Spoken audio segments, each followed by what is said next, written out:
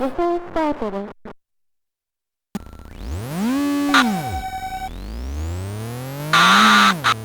Hello and welcome to this week's Battle of the Ports as we take a look at Pole Position 2 from Namco. Yep, that's Namco, not Atari, as everyone mistakes. Atari just distributed the game in the US and a few other countries. Pole Position 2 was developed by Namco in 1983 and is the sequel to the very popular Pole Position, which we covered on Battle of the Ports way back on March 23rd, 2019. Upon first glance, Pole Position 2 doesn't look any different than the original game, but there are changes. The player initially chooses one of 4 tracks, being Fuji Speedway from the first game, Test, resembling Indianapolis Motor Speedway, Seaside, resembling the 1982 United States Grand Prix West Circuit in Long Beach, and Suzuka Circuit. The cars now have a different colour scheme, the explosions now show debris, and there are several new billboards. And there is a new opening theme song. In the Japanese version of the game, which you are seeing here, the timer is displayed as time, which makes sense, but in the Western Atari release version it says unit. In Japan, Game Machine listed Pole Position 2 as the second most successful upright cockpit arcade game of November 1983, before topping the charts in December 1983. It was later Japan's third highest grossing upright cocktail arcade game of 1986, just below Sega's Hang-On and Space Harrier, and the 5th highest grossing upright cockpit arcade game of 1987. So yeah, this game really lasted a good few years.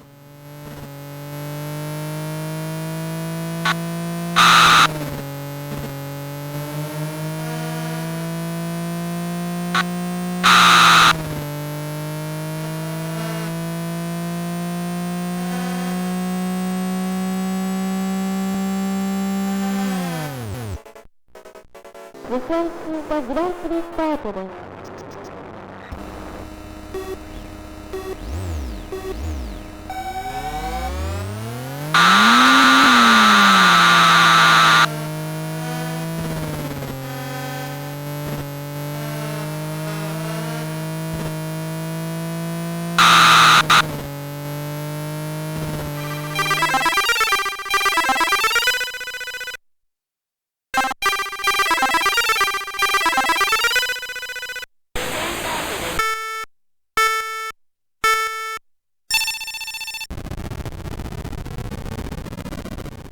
The very first port we are going to take a look at was on the Epoch Super Cassette Vision. Now, to be honest, I was very surprised the Super Cassette Vision even had a port of this game. I just didn't think the hardware could handle it. So with that in mind, I'm not all that surprised that this is bloody awful. Do you know those racing games where your car doesn't turn but then suddenly flies off a corner? Yes? Well, that's this game. Navigating corners at any speed is impossible. Also, it's one of those racing games where there is next to no room to pass other cars on bends because the cars magically grow in size. Either that or the track becomes more narrow on a corner. A nice attempt, but ultimately a bit of a dud.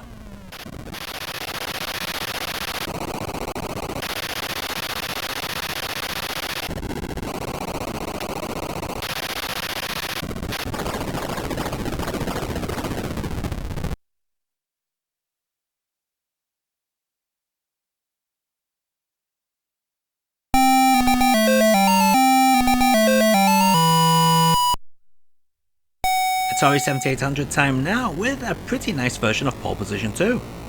Yeah, it looks a bit chunky and lacks a true title screen, but it plays well. The car controls as you'd expect. Corners don't suddenly appear and it's not impossible to overtake on corners. All in all, this is a pretty competent port of the arcade. It's just a shame it's lacking the speech at the beginning of the race.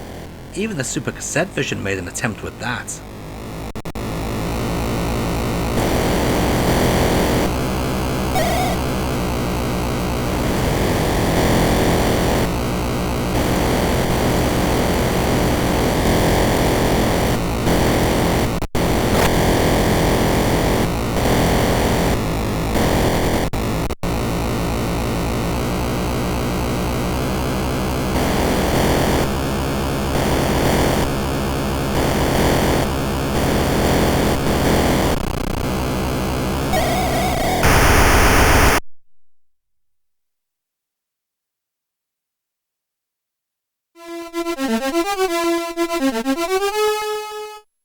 Next up we have the Commodore 64 port, which given the C64's track record for most into the screen racers sucking big time, this is quite the pleasant surprise.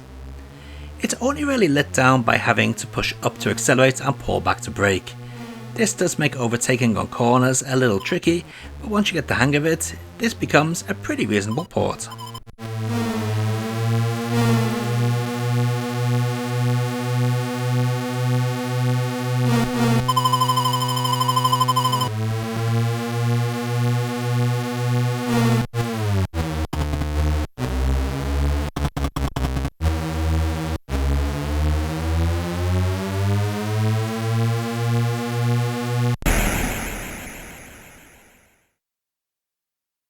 The PC also got a port under MS-DOS and can be played in EGA or CGA mode. This is the EGA version, not that it matters as this port isn't much fun.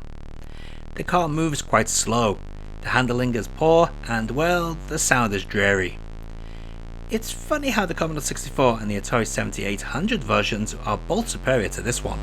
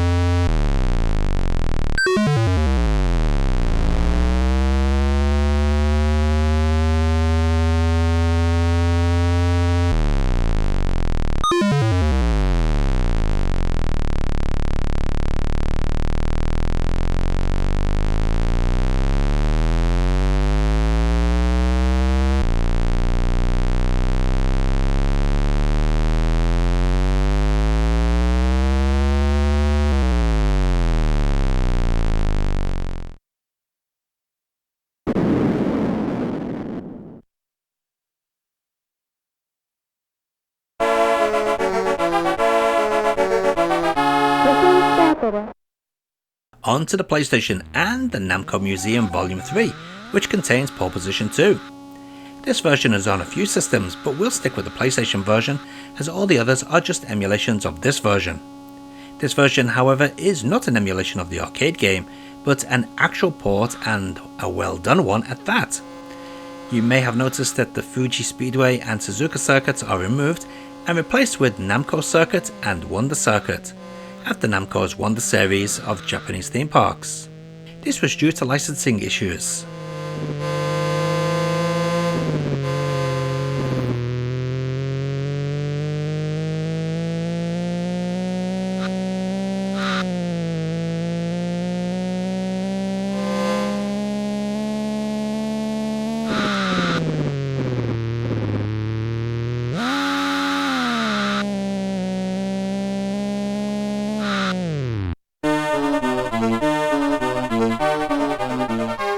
Let's take a look at all those versions of Pole Position 2 running side by side.